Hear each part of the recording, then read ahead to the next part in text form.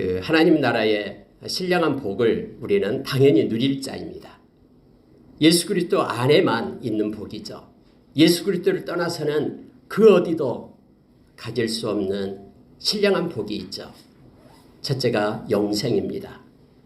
로마서 6장 23절에서 우리 주 예수 그리스도의 안에 있는 하나님의 은사, 그것이 곧 영생이다라고 우리에게 말합니다. 하나님이 주신 평강입니다. 세상에 어디에도 없는 예수 그리스도 안에만 있는 하나님의 평강. 빌립보서 4장 6절 7절에서 우리에게 가르쳐 줍니다. 예수 그리스도 안에 있지 않는 다른 평강과 다른 기쁨이 있다 그러면 그건 모조품입니다. 잠시 일시적인 것입니다. 예수 그리스도 안에만 하나님의 뜻이 있다고 말합니다. 데살로니가전서 5장 18절에서 우리에게 말씀해 주고 있죠. 그래서 우리가 하나님의 뜻을 알려면 우리는 예수 그리스도 안에 있어야 된다고 성경은 가르쳐 줍니다. 예수 그리스도 안에만 하나님의 영광에 이르는 살 길이 있습니다. 우리가 요한복음 14장 6절에서 말씀합니다. 오직 예수님만이 우리의 길이요 진리요 생명이 되십니다.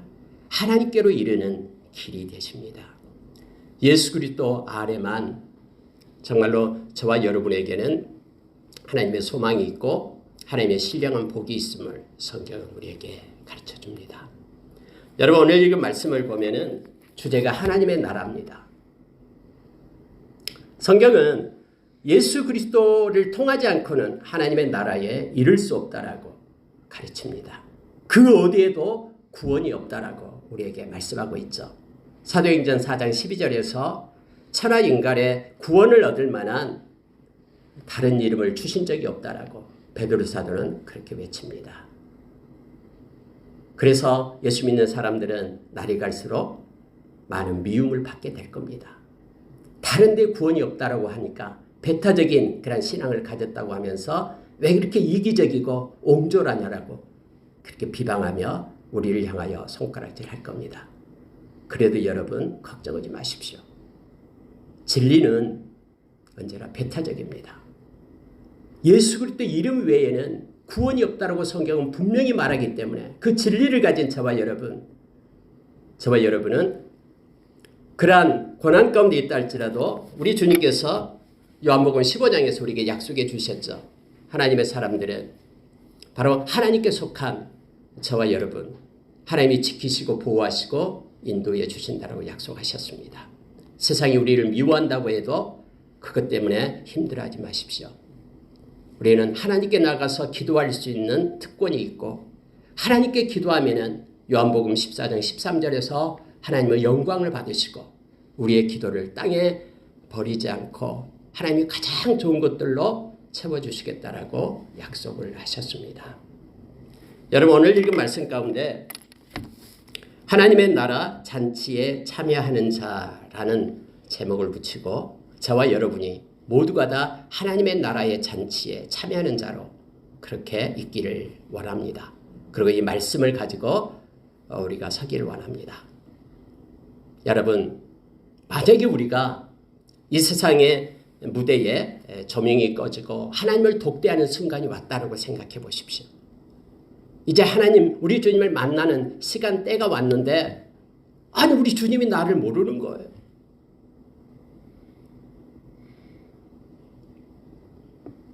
나는 당연히 하나님의 나라 백성이 될 줄 알았는데 우리 주님 만나는데 우리 주님 나를 모르겠다고 합니다. 만약에 그렇다고 생각하면은 우리는 말씀대로 하나님을 섬기고 말씀대로 우리 주님을 따르는 자가 아닌 자기가 만들어낸 모조품 하나님을 섬겼고 거짓된 말씀이 아닌 다른 방법으로 하나님을 섬긴 자가 된 것이죠. 그래서 여러분 성경에 보면 예수님께서 산상수훈 마지막 부분 7장 18절부터 22절까지 말씀을 쭉 보면은 그 얘기가 나옵니다. 예수님께서 열매에 대해서 말씀하십니다. 좋은 나무는 좋은 열매를 맺는다. 그래서 열매를 가지고 사람을 알아라 라고 말합니다. 많은 미혹하는 영들이 세상에 나타날 것인데 그들이 열매를 보라라고 말합니다. 뭔가 선한 일을 해야지만이 우리가 구원을 얻는 것이 아니라 구원 얻는 백성은 하나님 나라의 백성은 당연히 삶 가운데 하나님이 기뻐하는 좋은 열매가 맺힌다라고 우리 주님은 가르칩니다.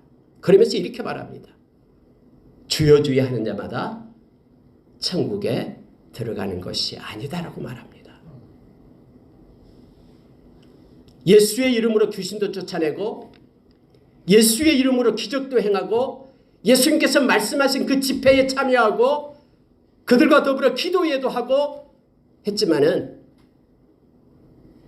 예수님께서는 말씀하시기를 나를 떠나가라 이 불법을 행하는 자들아 하면서 말합니다. 아버지의 뜻대로 행하지 않는 자는 천국에 들어갈 수 없다라고 그렇게 가르칩니다. 내가 정말로 이렇게 헌신하고 봉사하며 내 인생을 살았다면 나는 당연히 하나님의 나라의 그 잔치에 참여할 자로 알았는데 그런 자기 확신 속에 살았는데 지나놓고 보니까 막상 이 세상 끝나고 우리 주님 심판대 앞에 서니까 나는 영원히 불못에 던져질 생명 얻지 못한 사람이 되었다 그러면 이처럼 억울한 사람이 억울한 일이 어디 있습니까? 아무리 해도 소용없는 후회해도 소용없는 그때가 오는 것을 그때는 어떻게 돌이킬 수 없는 그 시점에 와 있다 그러면 이것처럼 힘들고 억울한 일이 없을 겁니다. 그러나 여러분 오늘 말씀은 하나님 나라 잔치에 참여할 자 하나님 나라에 참여할 자를 오늘 말씀은 정확하게 우리에게 말씀해 줍니다. 우리는 말씀이 우리의 신앙의 중거점입니다. 믿음이다라는 것은 말씀을 순종하는 것이죠. 요한복음 3장 36절에서 우리에게 말씀해 주고 있죠. 그래서 말씀이 없는 믿음은 있을 수 없습니다. 로마서 10장 17절에서 이 믿음은 들음에서 나며 들음은 그리스도의 말씀으로 말미암는다라고 우리에게 가르쳐주고 있죠. 그래서 여러분 모든 것의 중거점, 기준점은 말씀이 될 수밖에 없습니다. 우리의 감정도 아니고 우리가 가진 지식도 아니고 하나님의 말씀이 심판대에 말씀이 우리를 심판한다라고 예수님께서 그렇게 우리에게 가르칩니다.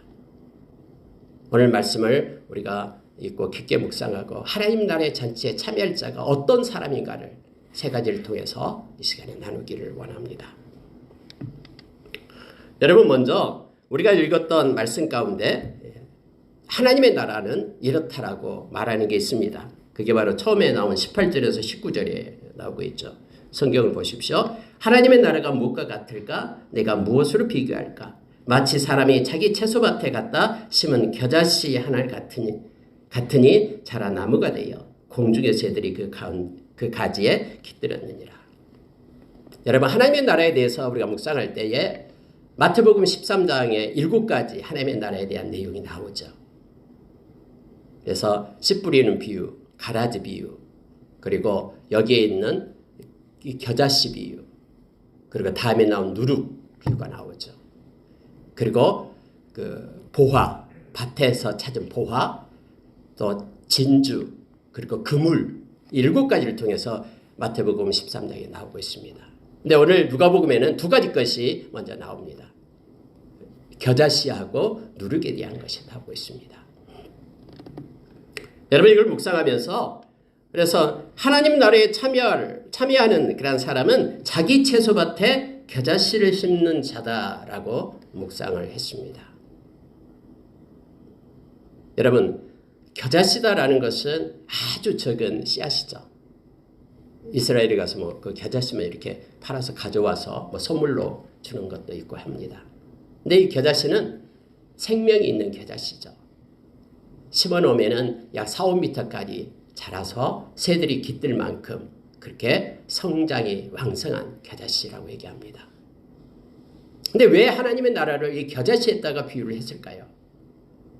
하나님께서는 여러분 우리가 때로는 착각합니다. 이스라엘 백성이 그랬거든요.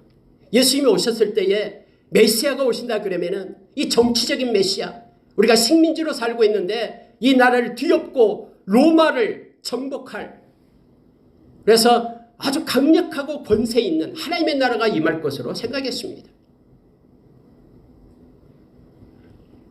아니면은 화려하고 너무너무나 풍성한 보기에 좋은 그런 멋있는 수많은 사람들이 따르는 그러한 화려하고 아름다운 그런 하나님의 나라가 임할 것으로 생각을 했습니다. 그래서 저 베들레헴 냄새나는 마국간으로 오신 예수님을 많은 바리새인들, 서기관들, 대제사장들 거들떠보지도 않았습니다.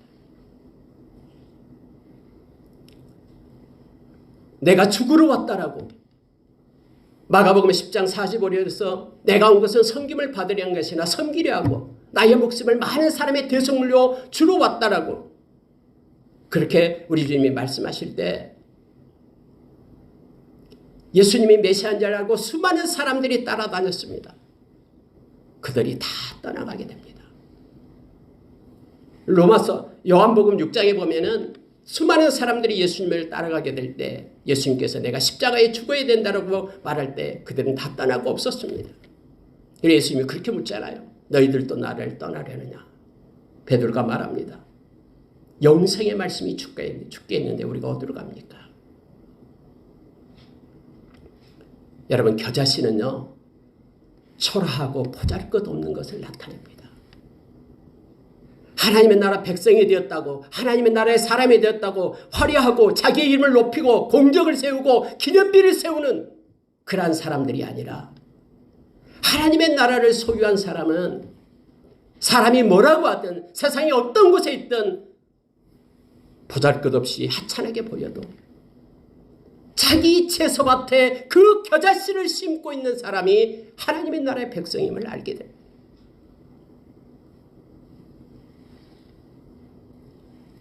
겨자씨는 볼품없고 초라하지만 생명이 있어서 그걸 자라게 하고 새가 깃들 만큼 풍성하게 이루신 분은 우리 하나님이십니다.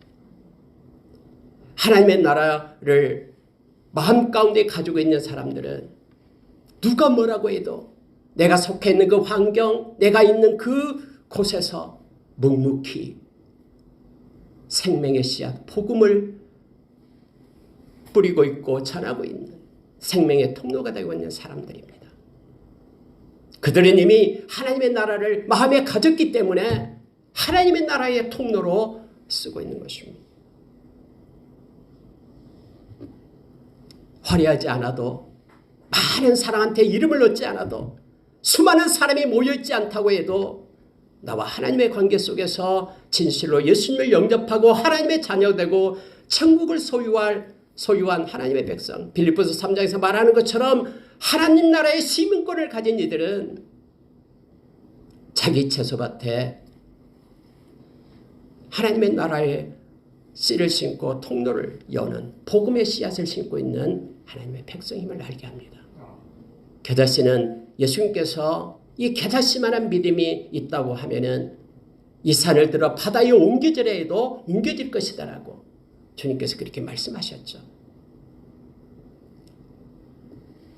보잘것없지만은 초라하지만은 하나님 앞에 쓰여지고 하나님 앞에 드려진 그 헌신은 하나님께서 사용하셔서 많은 새들이 깃들 만큼 성장시키시고 어떤 사람은 글을 써서 그 글을 통해서 복음의 씨앗을 뿌리는 이들이 있고 어떤 사람은 자기가 속한 직장에서 기도함으로 기도의 씨를 뿌려서 생명의 통로를 여는 이들이 있고 어떤 사람은 자그마한 헌신이지만은 그걸 통해서 하나님의 나라의 영광을 위하여 일하는 이들이 있고 이것들이 다 겨자씨입니다. 알든 모르든 뿌려진 그 겨자씨를 하나님께서는 사용하셔서 하나님의 나라로 확장시키는데 사용하고 있음을 보게 됩니다. 우리가 여러분 마태복음 28장 19절 20절에서 너희는 가서 모든 족속으로 제자를 삼아 아버지와 아들과 성령의 이름으로 세례를 주고 내가 너희에게 분부한 모든 것을 가르쳐 지키게 하라. 이렇게 명령하고 있는 이 말씀은요. 제자에게 해당되는 말씀입니다. 먼저 제자된 자가 제자가 될 수 있는 통로를 여는 것입니다. 하나님의 나라를 소유한 자가 하나님의 나라를 소개하는 통로가 되는 것입니다. 생명을 가진 자가 생명을 여는 통로가 됩니다. 하나님의 나라에 참여할 자는 자기 채소밭에 겨자씨를 심은 자가 됨을 알게 합니다. 마태복음 25장 23절에서 여러분 비유가 나오죠. 두 번째 비유죠. 25장에는 열처녀 비유가 먼저 나오고요. 그다음에 달란트 비유가 나오고 그다음에 왕으로 오셨을 때에 이 양떼와 염소떼를 구분하는 심판하는 비유가 나오죠. 그러니까 달란트 비유. 저는 이 말씀을 좋아합니다. 마태복음 25장 23절은 2달란트 받은 자에게 그 주인이 와서 결산하면서 하는 얘기입니다. 착하고 충성된 종아, 네가 적은 일에 충성했으니 많은 것을 너에게 맡기고 주인의 즐거움에 참여할지어다 라고 말하는 내용입니다. 작은 것에 하나님이 내게 주신 그 작은 곳에서 하나님의 나라의 통로로, 하나님의 나라를 가진 자는 통로로 겨자씨를 심고 있는 자, 그는 하나님 나라의 잔치에 참여자가 됨을 알게 합니다. 누가복음 12장 35절 말씀, 우리가 잘 알고 있는 말씀이죠. 허리에 띠를 띠고 등불을 켜고 서 있는 자입니다. 내가 있는 곳에서 사람이 알아주지 않든 알아주든 상관없이 내가 하나님 앞에 허리에 띠를 띠고 깨어서 하나님이 내게 주신 등불을 켜고 우리 주님 맞을 준비를 하고 있는 파루시아 주님의 강림을 바라보고 있는 그가 하나님의 나라의 참여자임을 알게 됩니다. 여러분이 가지고 있는 환경, 여러분이 가지고 있는 속해 있는 그 어떤 곳에서 우리가 생명의 통로로 하나님의 나라에 이르는 겨자씨를 심는 저와 여러분이 되기를 원합니다. 여러분, 두 번째로 나타내는 것이 뭐냐면요, 또 이르시되 20절 21절입니다. 내가 하나님의 나라를 무엇으로 비교할까? 마치 여자가 가루 서말 속에 갖다 넣어 전부 부풀게 한 누룩과 같으니라. 그래서 우리가 묵상하면서 전부 빵이 되게 하는 누룩을 가진 자 이렇게 했습니다. 여러분, 밀가루가 빵이 되려면 과정이 있어야 됩니다. 누룩이 들어가야 됩니다. 이 효모 누룩이 들어가야 됩니다. 여러분, 오늘 말씀은요, 마태복음 13장에서도 역시 누룩에 대한 내용이 나오고 있습니다. 여인이 이 반죽 속에 누룩을 넣었다라고 말합니다. 가루가 스스로 빵이 되지 않습니다. 누룩 때문에 가루가 빵이 되는 것입니다. 하나님의 나라는 여러분, 하나님 나라가 어디 있습니까? 라고 예수님께 물었을 때 예수님께서 그렇게 말씀했죠. 하나님의 나라는 여기 있다 저기 있다 눈에 보이는 것이 아니라 너희 마음속에 있다라고 그렇게 말씀했죠. 여러분, 이건 하나님의 나라가 지금 이건 눈에 보이지 않는 내면적인 것을 말하고 있는 것입니다. 하나님의 나라는 왕이 하나님이십니다. 우리 주님이십니다. 주님이 통치하시고 주님이 간섭하는 것입니다.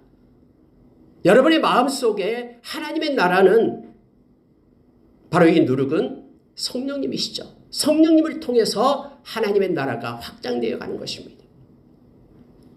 성령님께 여러분의 마음을 맡길 때 누룩이 되어 우리 마음을 이 빵이 되게끔 하는 것처럼 우리 마음을 이 성령님께서 통치하시고 간섭하시는 하나님의 나라가 우리 마음 가운데 확장되어 가는 것입니다. 여러분의 생각을, 여러분의 그 지식 위에 그것을 하나님께 맡길 때에 우리 지식에까지 새로워지며 우리의 생각까지 하나님의 통치와 간섭을 받는 것이 하나님의 나라임을 성경 말합니다. 로마서 14장 17절에서 하나님의 나라는 먹고 마시는 눈에 보이는 것이 아니라 성령 안에 있는 의와 평강과 희락이라고 했습니다. 우리의 생각 가운데 하나님의 나라가 성령으로 인하여 누룩으로 인하여 통치를 받을 때 우리의 생각은 하나님의 나라의 의와 평강과 희락 속에 들어가게 됩니다. 우리의 마음, 온전한 마음이 하나님의 나라, 이 누룩 가운데 있게 된다 그러면은 마음 가운데 하나님의 나라가 성취가 되며 우리 주님의 통치를 받게 되는 것입니다. 하나님이 이것만큼은 안 돼요. 하나님의 영역에서 이것은 내 거요라고 하나님의 나라 성령의 지배를 받기를 거부하면은 성령님은 역시 인격의 영이시기 때문에 그것을 버려둡니다. 우리의 삶의 곳곳에 하나님의 나라가 통치하고 간섭되기를 원합니다.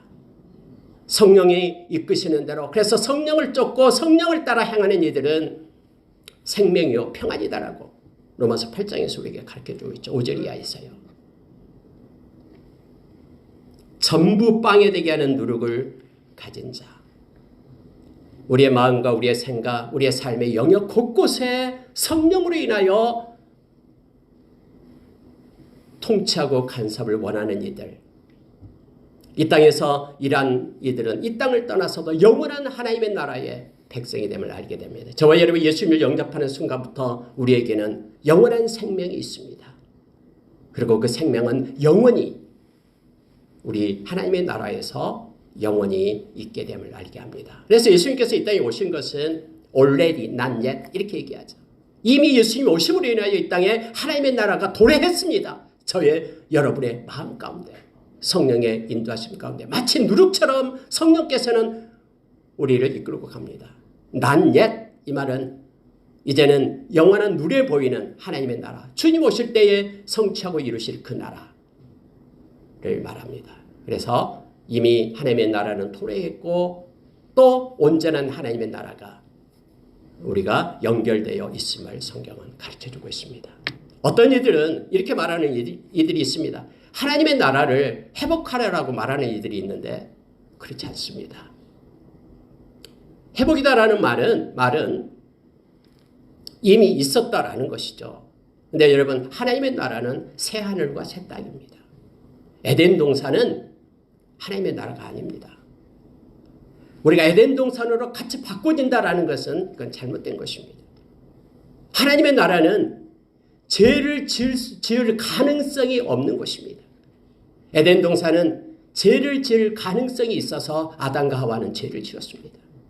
그러나 우리가 만날 하나님께서 새로운 새하늘과 새 땅 우리에게 주실 영원한 하나님의 나라는 그곳에는 죄가 없습니다. 죄를 지을 가능성도 없습니다. 영원한, 그래서 하나님 앞에 의로운 나라가 새 예루살렘 성, 영원한 생명나무가 있는 그곳이 영원한 하나님의 나라가 됨을 알게 합니다.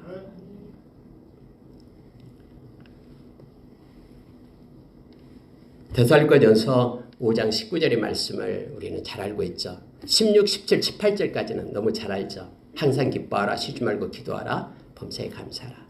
이는 우리 주 예수 그리스도 안에 있는 하나님의 뜻이니라. 근데 19절은 뭡니까? 성령을 소멸하지 말라. 여러분, 성령을 소멸하지 말라라는 것은요, 성령의 불을 끄지 말라라는 거예요. 우리의 마음속에 성령으로 인하여, 이 누룩으로 인하여 하나님의 나라가 성취되며 확장되어 가는데 이 성령의 불을 꺼버리면 안 됩니다. 성령의 통치와 지배를 받지 않겠다라고 거부해서는 안 됩니다. 그러면 갈라디아서 5장 19절에 있는 말씀처럼 모든 육체의 소욕을 따라 행하는 열매들이 우리의 삶 가운데 마음 가운데 맺혀지게 됩니다. 성령의 열매가 맺혀지지 않습니다. 전부 빵이 되게 하는 누룩을 가진 자, 즉 성령님을 가지고 성령의 인도하심, 진리 가운데로 인도하심을 받는 이들이 하나님의 나라의 백성임을 알게 합니다. 에베소서 4장 30절에서 우리는 성령 안에서 구원의 날까지 인침을 받은 이들입니다. 우리는 성령 안에 있는 이들이에요. 이 성령님은 우리가 이 세상 떠날 때에 예수님과 함께 하나님의 나라를 상속자로 우리가 받게 됩니다. 여러분 보십시오. 이 땅에 있을 때는 성령 안에 있는 하나님의 나라를 누리다가 이 세상 끝날 때에 성령님이 증인이 되어서 예수님과 함께 영원한 하나님의 나라를 상속받을 자가 된다라는 거예요. 요한복음 16장 8절 이하에는 이 성령님은 우리의 죄에 대해서, 의에 대해서, 심판에 대해서 우리를 책망합니다. 그래서 여러분, 성령님께서 여러분의 마음 가운데, 양심 가운데 책망을 받을 때에 진실되게 온전한 마음으로 회개를 하십시오. 예수님의 보혈을 믿고 회개하면은 새로워집니다. 그리고 성령의 통치권 속에 다시 들어가게 됩니다. 이 성령의 불을 꺼서는 안 됩니다. 여러분, 세 번째로 보면은 오늘 많은 그런 지면을 차지하고 있는 22절부터요 30절까지 내용입니다. 이 내용 보면은 아주 무섭습니다. 왜냐하면 어떤 사람이 와서 예수님께 이렇게 물었습니다. 주여, 구원을 받는 자가 적으니까? 구원을 받는 자가 적습니까? 라고 묻는 거예요, 예수님 앞에. 근데 예수님께서는 이 말씀을 듣고 비유로 그렇게 설명을 해줍니다. 결과적으로 예수님은 구원을 받는 자가 적단다 라고 말씀하신 것입니다. 심지어 여러분, 이 말씀을 보면은요, 자, 24절에 보십시오. 좁은 문으로 들어가기를 힘쓰라. 내가 너희에게 이르노니 들어가기를 구하여도 못하는 자가 많으리라. 좁은 문으로 들어가려고 구하다라는 것은 기도한다라는 뜻이 아니에요. 그때 구한다라는 것은 try예요. 막 시도하고 이 모양 저 모양 좁은 문을 찾아서 찾는 자가 있지만은 좁은 문으로 들어가는 자가 적단다. 많은 사람이 들어가지 못한다고 말합니다. 여러분, 좁은 문은 예수 그리스도를 말합니다. 예수 그리스도를 통과하지 못한 사람은 절대로 구원에 이를 수 없습니다. 왜요? 예수 그리스도를 통해야지만이 죄사함이 있기 때문에 그렇습니다. 예수님의 보혈로 우리의 죄를 사해 주기 때문에 예수님을 통하지 않는 다른 문은 구원이 없어요. 생명은 예수님밖에 없습니다. 이 조회라는 생명은 예수님만이 주실 수 있어요. 그래서 이 좁은 문으로 통과하지 못한 사람은 생명을 얻지 못해요. 그래서 생명책에 기록이 되지 않습니다. 요한계시록 20장 10절 이하에서 하나님의 심판대 앞에 생명책이 있는데 15절이 그렇게 말하고 있죠. 20장 15절. 이 생명책에 기록되지 않는 자는 모두 다 불못에 던져진다고 얘기합니다. 그들은 행악하는 자다라고 성경은 말합니다. 사람의 기준으로 그들이 선을 행하고 착한 일을 하고 봉사하고 노력한다는 뜻이 아니에요. 하나님께서 만들어주신 당신의 아들을 죽여가지고 우리를 살리기 위하여 행했던 그 아름다운 선을 거부한 죄가 바로 행악입니다. 그래서 자기 죄 때문에 그들은 죄의 값인 사망에 이르는 불못에 던져짐을 당하게 된다라는 거예요.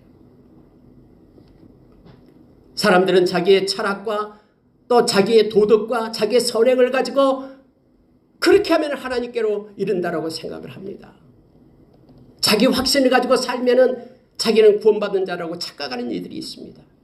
그렇지 않습니다. 아무리 찾고 찾아도 오늘 말씀처럼 그들은 이르지 못할 것이라고 얘기합니다. 그래서 여러분 24절 좁은 문으로 들어가기를 힘쓰라라고 말합니다. 우리말은 힘쓰라라가 뒤에 나왔습니다만 원어를 보면은 힘쓰다라는 단어가 앞에 나옵니다. 아고니제스데라는 이 동사를 가장 먼저 씁니다. 왜요? 이걸 강조하기 위해서요. 힘써라라는 명령어입니다. 여러분 힘쓰다라는 단어는요. 이 경기를 하는 사람들에게 있는 단어예요. 최선을 다해서 있는 힘을 다해서 달려가는 것을 얘기합니다. 그냥 적당히 그냥 거저거저 하는 것이 아니라 정말로 최선을 다해서 이 세상에 살아갈 때에 좁은 문으로 들어가기를 힘쓰라라고 그렇게 말합니다. 좁은 문으로 들어가기를 힘쓰는 자가 그래서 여러분 그가 하나님의 나라의 잔치에 참여할 자임을 성경 말합니다. 여러분 한 번 닫은 후에 그 문은 열려지지 않는다라고 말합니다. 성경에서 계속해서 반복적으로 얘기하는 것이죠. 심판의 자리까지 가버리면 이미 소망이 없습니다. 예수님께서 누가복음 16장에서 지옥에 대해서 얘기할 때에 긍휼이 없어요. 지옥에서는요. 이 물 한 방울 혀끝에 서늘하게 한 그런 자비가 없어요. 큰 고통이 영원히 계속됩니다.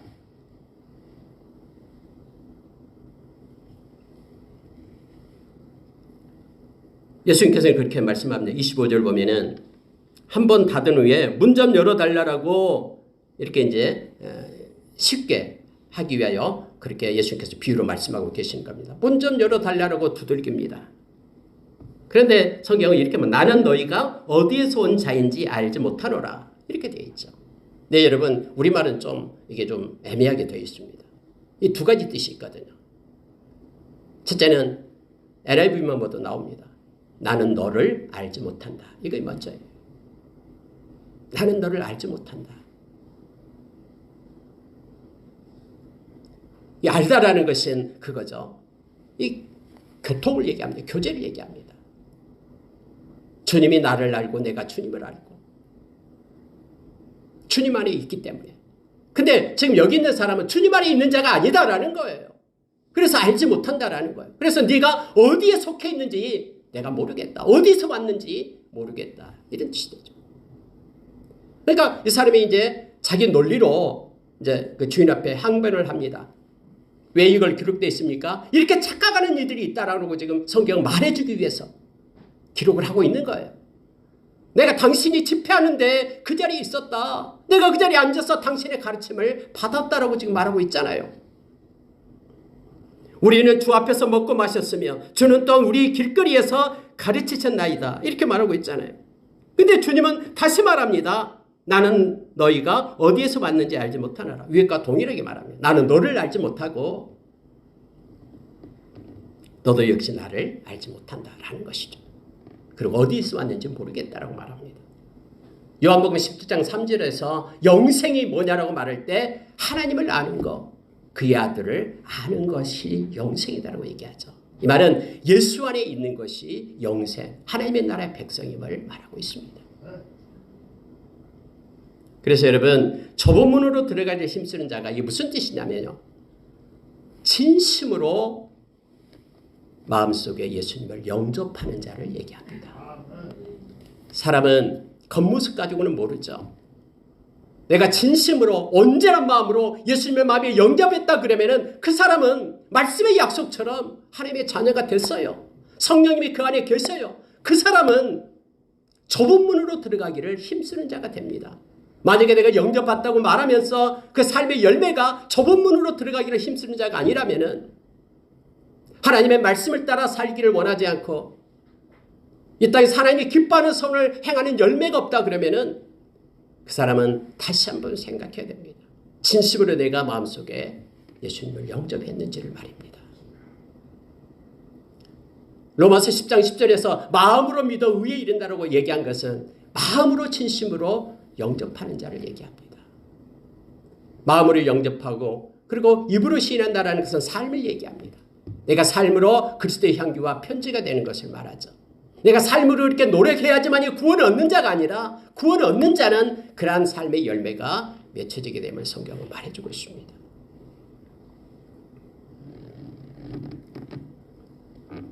이 말씀을 마치겠습니다. 29절 보면은 사람들이 동서남북으로 붙어와서 하나님의 나라 잔치에 참여하리니. 저와 여러분이 되기를 원합니다. 세계 모든 열방으로부터 하나님의 나라의 잔치에 참여하는 자들이 있다라고 말합니다. 여러분 이것은 지금 우리가 보니까 열방 곳곳에 선교사들이 있고 하나님의 말씀을 믿고 따르는 백성들이 있으니까는 그냥 쉽게 이해가 되죠. 여러분 그때 당시 예수님 당시에 이것이요 말도 안 되는 얘기였습니다. 이방인들은 다 지옥의 그런 불쏘시개로 쓰임받고 오직 이스라엘 백성만 하나님의 백성이 된다라고 생각했던 그때에 예수님께서는 말씀합니다. 동서남북 열방 곳곳에서 진심으로 예수를 믿고 마음에 영접하고 온전함으로 하나님께 나오는 하나님의 나라의 백성이 있다라고 말하고 있는 것입니다. 이 말씀은 오늘날도 유효하며 열방 곳곳에서 이 말씀 때문에 생명의 통로가 되기 위하여 일생을 드리고 있는 선교사들이 있고 이를 위하여 기도하고 물질을 보내는 하나님의 백성들이 있습니다. 마태복음 24장 14절에서 천국 말씀, 천국 복음이 모든 족속에게 증언되어야 그제야 끝이 오리라라는 이 말씀 붙잡고 하나님의 말씀의 통로가 되고 있는 하나님의 나라에 이르는 길을 전하고 있는 선교사님들이 있습니다. 성경 마지막 절 30절에 보면요. 보라 나중된 자로서 먼저 될 자도 있고 먼저 된 자로서 나중될 자도 있느니라 하시더라. 물론 이것은 그때 당시 이스라엘 백성 먼저 된 자가 나중되고 다음에 이방의 그런 동서남북에서 올 이들이 먼저 될 자가 있다라고 말하고 있습니다. 그래서 여기서 한 가지 또 조심해야 될 것은 먼저 된 자는 그래서 버려짐을 당한 자다라는 뜻이 아닙니다. 로마서 11장에 보면은 이스라엘 백성이 돌아올 때가 있음을 바울 사도는 그렇게 전하고 있죠. 그래서 많은 이들이 이스라엘 백성들이 예수 그리스도를 메시아로 인정하고 돌아오게 될 때 영원한 하나님의 나라가 주님이 오실 때가 되지 않겠느냐라고 그렇게 생각하는 이들이 있습니다. 그 말씀에 근거해서. 그래서 여러분 이스라엘에 가서 기도 사역을 5년간씩 하고 오신 분들도 있고 합니다. 여러분 어쨌든 그들은 버려진 자가 아니라 돌아올 때 예수 안에 있을 때만 하나님의 나라의 백성이 됨을 성경은 가르쳐주고 있음을 보게 됩니다. 말씀을 마치겠습니다. 여러분 저와 여러분이 어느 곳에 있든 작은 내 있는 영역 안에 생명의 씨앗을 심는 하나님의 나라의 그런 통로를 여는 저와 여러분 되기를 원합니다. 겨자씨를 심는 자로 우리가 서기를 원합니다. 그 뒤에는 걱정하지 마십시오. 그건 하나님께서 알아서 키우십니다. 누룩도 마찬가지예요. 저와 여러분의 마음 가운데, 삶 가운데, 또 우리 생각 가운데, 우리 모든 영역 가운데 성령님께서 통치하고 지배하는 하나님의 나라가 저와 여러분에게 있어서 늘 우리가 하나님의 의와 평강과 희락 속에 이 세상을 살아가는 저와 여러분 되기를 원합니다. 그리고 여러분 좁은 문 예수 그리스도 안에 있는 늘 예수 그리스도와 동행하고 함께하는 그렇게 힘쓰다라는 것은 나의 의지와 노력이 필요하다라는 겁니다. 이렇게 우리 남은 생을 살아가는 하나님의 자녀로서 하나님의 나라의 백성으로서 우리가 살기를 원합니다. 이렇게 기도하겠습니다.